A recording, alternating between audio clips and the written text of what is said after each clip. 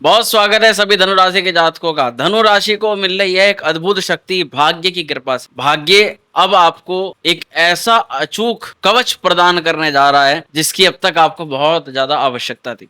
धनु राशि के जातकों, आवश्यकता इसलिए क्योंकि शनि की ढैया के कारण से व्यक्ति को इस कवच की आवश्यकता पड़ती ही पड़ती। लेकिन अब ये कवच मैं कहूंगा आपको आपके इष्ट देवी इष्ट देवता, आप जिनकी आराधना जिनकी पूजा करते हो, जिसको आप मानते हो, वो आपके लिए ये सुरक्षा कवच का निर्माण कर। धनुराशि के प्रिय जातकों, ऐसा क्यों होने जा रहा है और किस कारण से होने जा रहा है, इस पर पूरी चर्चा आज की वीडियो में हम करने वाले। प्रिय धनुराशि के जातकों, वर्तमान में आपने शनि के परिवर्तन के बाद शनि की ढैया का प्रभाव धीरे धीरे फेस करना शुरू कर दिया होगा, और अगर अब तक नहीं किया है तो धीरे धीरे शनि अब एक एक डिग्री जैसे बढ़ेंगे वैसे वैसे अपना इंपैक्ट डालना शुरू कर। लेकिन इसी के अलावा मई का महीना आया, उसमें देवगुरु बृहस्पति का परिवर्तन 14 मई को हुआ। उसके बाद 18 तारीख को सबसे जबरदस्त सबसे बड़ा परिवर्तन इस साल का हो चुका है। इसके बाद कोई भी बहुत बड़ा परिवर्तन ग्रह गोचर का इस साल नहीं है। 18 मई को ही सबसे बड़े ग्रहों का परिवर्तन होना। क्या हुआ है उसी को लेकर के हमें आप आज को ये जानकारी। आप 18 मई 2025 को राहु और केतु का परिवर्तन हुआ है, और आज हम जिस विषय पर चर्चा करेंगे वो विषय केतु से संबंधित है। यानी कि जो मैंने आपको ये बात बताई ना कि इष्ट देवी इष्ट देवता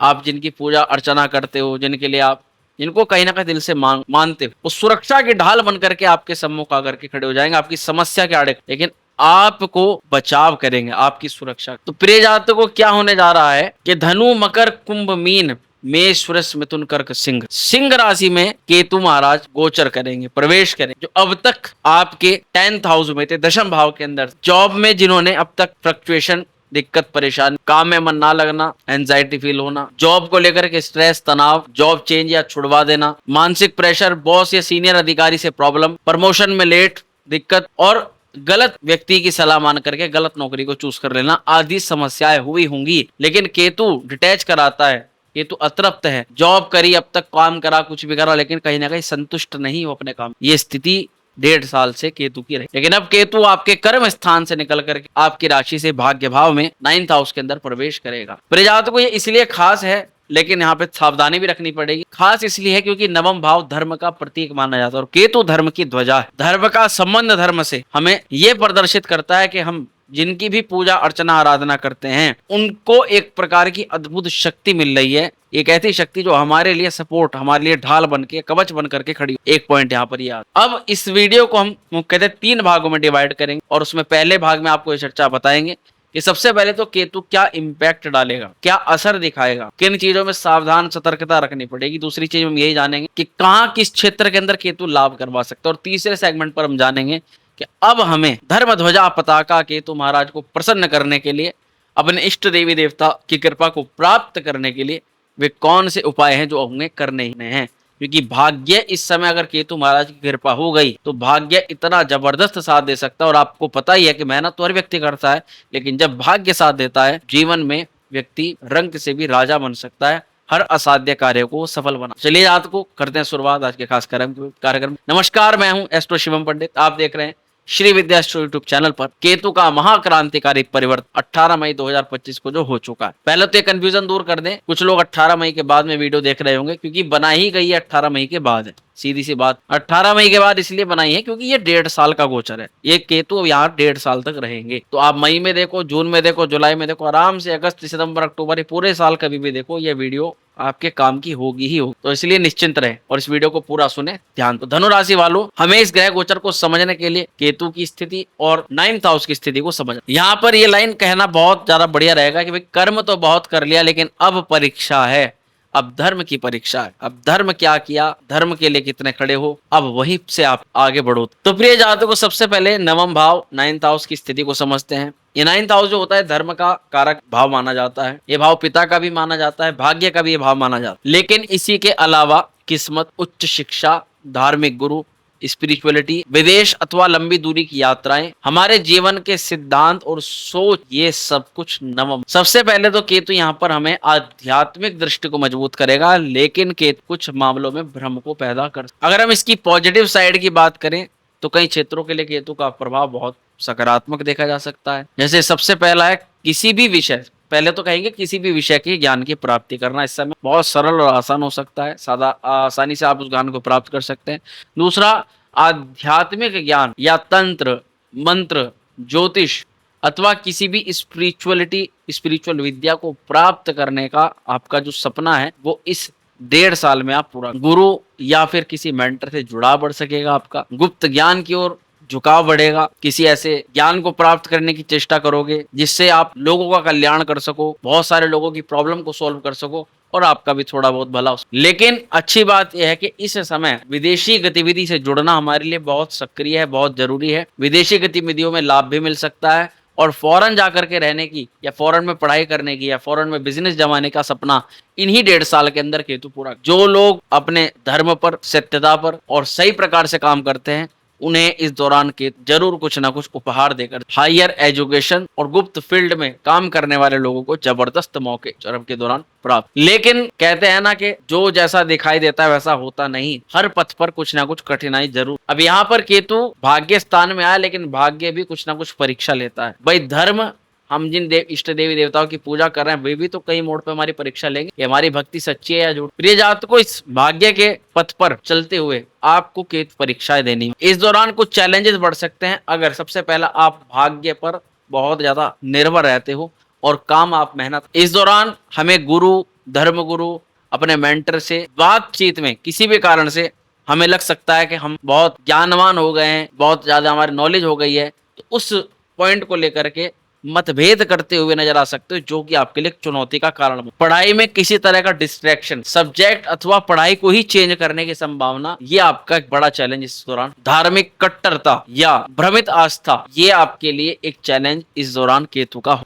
विदेश यात्रा तो करनी है, विदेश में जाकर के रहना भी है, विदेशी गतिविधियों को सफल भी बनाना है, लेकिन सबसे पहले आता है विश्वास। तो यहाँ पर ये केतु का एक चैलेंज है जिसको आपको परखना होगा, जानना होगा और तभी आप किसी योग्य पर विश्वास करके कदम आगे बढ़ा। अब हमें समझना है कि करियर और लाइफ के किस क्षेत्र पर क्या इम्पैक्ट पड़ सकता है केतु के इस गोचर के। सबसे पहले किन क्षेत्रों में केतु लाभ का संयोग बना रहा है ये जानना पड़ेगा। भैया दर्शन शास्त्र, योग, अध्यात्म, स्पिरिचुअल विद्या, ये प्राप्त करने का सबसे गूढ़ और सबसे बेहतर अवसर यही है। साथ ही हायर एजुकेशन, फिलोसॉफी, रिसर्च जैसे सेक्टर के अंदर भी इस समय केतु जबरदस्त प्रभाव दिला। लॉ हुआ, फॉरेन हुआ, ट्रेड हुआ, इंपोर्ट एक्सपोर्ट का बिजनेस व्यवसाय हुआ, आदि क्षेत्रों के लिए भी केतु का गोचर शुभ मान। रिलीजियस, टूरिज्म, एनजीओ, परोपकार सेवाएं, ये चरम पर काम। ऑनलाइन टीचिंग, एस्ट्रोलॉजी, ऑकल्ट और हीलिंग के सेक्टर्स में जबरदस्त इजाफा देखा जाए। अब हमें यहाँ पर चर्चा करनी है सावधानियों की।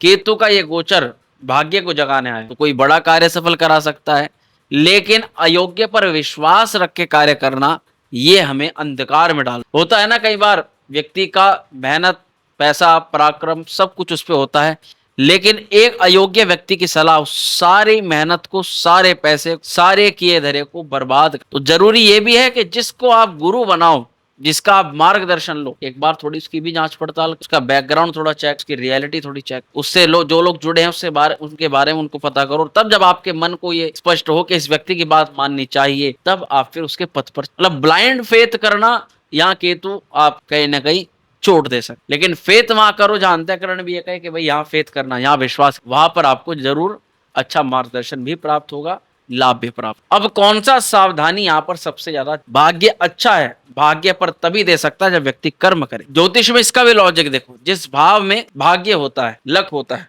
उसे ठीक अपोजिट साइड में, उसके ठीक सामने जो घर है, जो भाव है, वो कर्म का भाव, थर्ड हाउस। 9 से सीधा 7वां घर जो होता है वो कर्म का, और कर्म से 7वां भाग्य का। तो दोनों को अपोजिट साइड में इसलिए रखा गया है ताकि ये समझा जा सके, व्यक्ति जब भाग्य पर बैठा तो उसे कर्म दिखाई दे, और जब कर्म पर बैठा तो उसे भाग्य दिखाई। प्रिय जातकों, काम व्यक्ति कर रहा है, काम में सब कुछ मिल रहा है, लेकिन भाग्य भी कोई चीज है, इसलिए कर्म के सामने भाग्य है, और भाग्य के भरोसे बैठा है, कर्म कुछ नहीं कर रहा, इसलिए भाग्य के सामने कर्म है। तो ये सिद्धांत होते हैं ज्योतिष के, जो कहीं ना कहीं लॉजिक्स हमें बताते हैं कि भाई भाग्य भी तभी दे सकता है जब व्यक्ति मेहनत कर रहा हो, कर्म कर। दूसरा बचाव यही रखना है कि भाई गलत गुरु, गलत गाइडेंस, गलत लोगों की सलाह से आपको बचाव कर। हाँ, अगर कोई विदेश का कोई काम है, मैं तो कहूंगा कोई सा भी अगर काम है, और डॉक्यूमेंट अगर आप पर प्रॉपर नहीं है, तो सबसे पहले तो डॉक्यूमेंट प्रॉपर क्रिएट करो, डॉक्यूमेंट प्रॉपर करके लाओ। कि जब आप, प्रॉब्लम तभी होगी जब आप कोई भी काम करोगे, उसमें समस्या तभी आगे जब आपको उचित डॉक्यूमेंट नहीं होगा। और आपको पता लगेगा कि मेरे पास तो बहुत समय था, मैं तो तैयार कर सकता था इसके बारे में, अगर मैं पता करता तो। पता क्यों नहीं किया? पता इसलिए नहीं किया क्योंकि हमारी वीडियो नहीं। अब हम बता रहे हैं कि आपका कोई भी जरूरी काम हो, उससे जुड़ा जो भी दस्तावेज हो, चाहे वो कुछ भी मांगे, लेकिन आप अपने सारे दस्तावेज पूरे करो। विशेष रूप से जब ये दस्तावेज फॉरेन ट्रैवल से संबंधित हो, हॉस्पिटल से संबंधित हो, जॉब करियर के लिए संबंधित हो, या फिर पढ़ाई के लिए। इस दौरान आपकी मान्यता है, आप कई चीजों को मानते हैं पर दूसरा व्यक्ति नहीं मानता, या आपके समकक्ष जैसा कोई व्यक्ति नहीं मानता, तो आप अपनी मान्यताओं को दूसरे के ऊपर मत। इससे, क्योंकि धर्म वो होता है जो व्यक्ति स्वतः उसको, हमारा सनातन धर्म किसी को थोपने, जबरदस्ती किसी के ऊपर डालने का कभी भी नहीं कहता। स्वेच्छा से लोग स्वीकारते हैं, स्वेच्छा से हर व्यक्ति सनातनी है। जन्म व्यक्ति जब का होता है वो सनातन में ही होता है, भले ही अपने आप को कोई कुछ भी माने, लेकिन स्वेच्छा यही है कि किसी पर धर्म ना थोपो, यही धर्म कहता। साथ ही पिता हो या बड़े भाई बहन हो, इनसे कभी भी इस दौरान मतभेद मत करना। नवम भाव में केतु अपने अच्छे रिजल्ट को त्याग देगा अगर आप पिता से बैर रखोगे, पिता की बातों को आप नहीं सुनोगे, पिता से अलगाव करोगे, पिता से टकराओ। हाँ, एक संभावना ये भी है कि नवम स्थान में केतु के आने से पिता को कुछ हद तक कुछ फिजिकल इश्यूज हो सकते हैं, उनकी सावधानी आप बरतनी पड़ेगी। अगर आपको कोई भी अंदेशा लगता है कि फादर के साथ कोई हेल्थ इशू हो रहा है, तो आप उसका फिर उचित उपाय, उचित उसकी रेमेडी और उचित डॉक्टर से परामर्श करके उसका ट्रीटमेंट करो। अब एक पॉइंट यहाँ पर यह आता है कि केतु या कोई भी ग्रह जब गोचर करता है तो वो अपना कुछ पाठ सिखाता है, उसका कुछ मकसद हो। केतु क्या सिखाने के लिए, क्या पाठ पढ़ाने के लिए आपकी राशि से भाग्यस्थान में गोचर? केतु यही सिखाते हैं कि सच्चा धर्म वही है जो अंदर से पवित्र हो। यानी धर्म केवल दूसरों पर थोपने के लिए नहीं है, धर्म है अपने ऊपर उसको अप्लाई करने के लिए, उस धर्म के अनुसार चल। कई लोग आपने देखे होंगे वो दूसरों को तो बड़ी अच्छी सलाह देते हैं, लेकिन खुद के लिए वही सलाह नहीं मान। सबसे पहले व्यक्ति अगर खुद के लिए वो सलाह मानना शुरू कर दे, दूसरा व्यक्ति, आज के समय में क्या है मैं आपको बताऊं कि दूसरों की सलाह कम मानता है, लेकिन जो दूसरा करता है उसको कॉपी बहुत ज्यादा जल्दी। तो कहते हैं कि अगर कोई व्यक्ति शुभ काम बहुत ज्यादा करा रहे हैं तो दूसरा उसकी सलाह से भले नहीं करेगा, लेकिन उसका देखा देखी में कर लेगा कि ये कर रहा है तो मैं करूं। तो कम से कम अगर व्यक्ति देखा देखी में करे, उसका सबसे बड़े इम्पैक्ट ये है, अपने आप को बदलो, दुनिया खुद बदल। और केतु ये सिखा रहा है कि सच्चा भाग्य वही है जो कर्म से जुड़ा हो। कर्म से अपने भाग्य को जगाओ ना कि अपनी आस्था। मेहनत करनी पड़ेगी, समय लगाना पड़ेगा, पसीना बहाना पड़ेगा, ये केतु कह रहा है। और यहीं से हमारा धर्म युक्त कर्म करना है।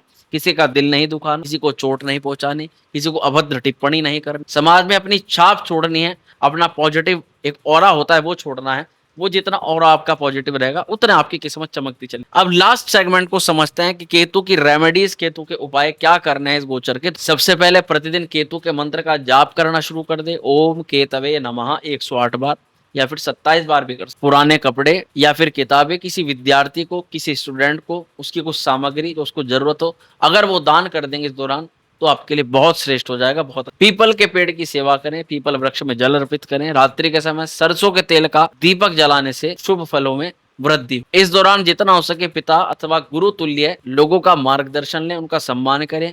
अगर कर सके तो उनके चरण स्पर्श करके उनका आशीर्वाद लें। उनके मन में अपने लिए करुणा भावना उत्पन्न करें।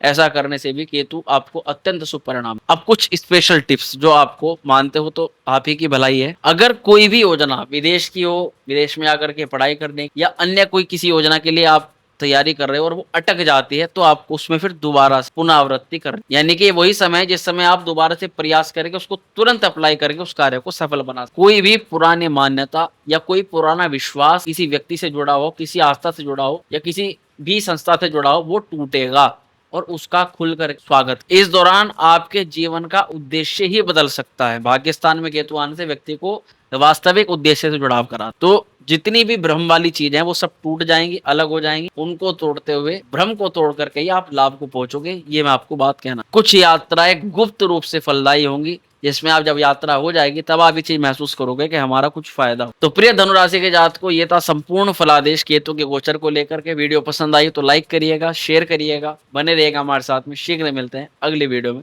तब तक के लिए हर हर महादेव।